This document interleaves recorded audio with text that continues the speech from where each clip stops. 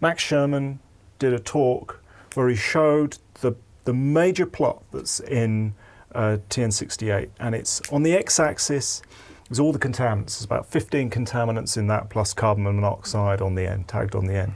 And then on the y-axis, you've got harm. And you can clearly see the harm that each of these contaminants cause. It's so powerful. I remember talking to Max after that. That's how I started to get to know him. That was 2012. 2013, yeah. 13, okay. So you lose track of time so quickly. So that's 12 years ago. It then became fleshed out. It added in more authors from elsewhere around the world, because that initial work had been the brainchild of Lawrence Berkeley National Laboratories. It was probably led by Max and Ian and Walker and Jenny Logue, and it's taken a very long time. I think we're in a completely different paradigm than this harm-based paradigm. We exist in an exposure limit value paradigm, where we just want to keep contaminant concentrations below some threshold, whatever that may be, and it depend where you live. Looking back at that now, was it largely correct, do you think, in the pollutants that it was targeting, and what are they today? So when we fast forward now today, if we're looking at the residential setting with what we know about harm, what are we concerned about? I think it has targeted directly the PM, which is now clearly the first things to deal with, and it's also targeted all the pollutants that, in my view, should not be forgotten, because even if it's smaller than PM, it still has an impact, and it's really regional dependent. For example, the radon, okay, maybe on an international basis, it may not be the main priority, while in some country it is really.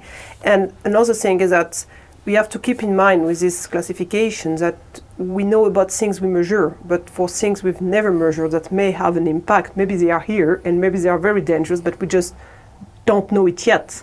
And for example, for radon, if we take the example of France, we only measure it in some region. So we say, okay, maybe here it's dangerous, but here it's not dangerous. But actually we have never done measurement in it, so maybe it is, but we just don't know it yet. But I think the pollutants that were targeted in this TN were, in the end, very good.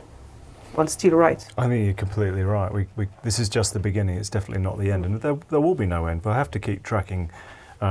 Materials in homes will change, human behaviours and activities will change, and that will introduce different sources and different contaminants. So, but the principle is I think broadly the right one, and that's to say what's present in the air and in the buildings that we're interested in, and TN68 focuses on homes, but that work is now being repeated in other building types. And then to say, okay, so of those contaminants that we've measured in this building type, which ones cause the most harm? So you have to be both present and harmful. Otherwise, we'd be regulating contaminants like ethanol, which has the greatest concentration by mass, but doesn't actually cause a whole lot of harm. So the work was revisited in the last 3 years. The Nottingham study, which was done by Gio Morantes, who's now at URAC, and it broadly shows it's the same contaminants we're interested in. He started to break things down a bit, but it's PM2.5. The coarse fraction matters. Deal with one, you'll get the other. So we'll just say particulates generally. And then you've got nitrogen dioxide, ozone, formaldehyde and radon. This stuff matters, ultimately. We're talking about things that cause harm. What kind of level of harm are we talking about, ultimately? So indoor air pollution matters very much. And the first thing to remember is no such thing as zero risk. So there has to be sort of some level of risk that we're comfortable with. And elsewhere in our lives, we tolerate risk, right? You cross a road, you go up some stairs, you eat certain things, and so on. Well, the harm evaluation that was done on indoor air contaminants suggests that it's somewhere between sort of tobacco smoking and transport. Traffic injuries. Traffic accident. We've been talking about harm, but there's a very clever unit that's been used. It's an econometric. It's developed sort of 30 years ago, which is the disability adjusted life year, and it looks at a combination of years of life lived with disease and infirmity, and then it adds that to years of life years of premature life lost. So how many years you die before you're expected to, and then puts that in a number. And that's why it's a good number, because it means you can compare different risks.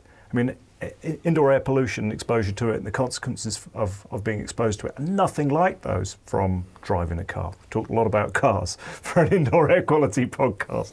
But It's because you mentioned traffic deaths. That's your fault, Ben. yes.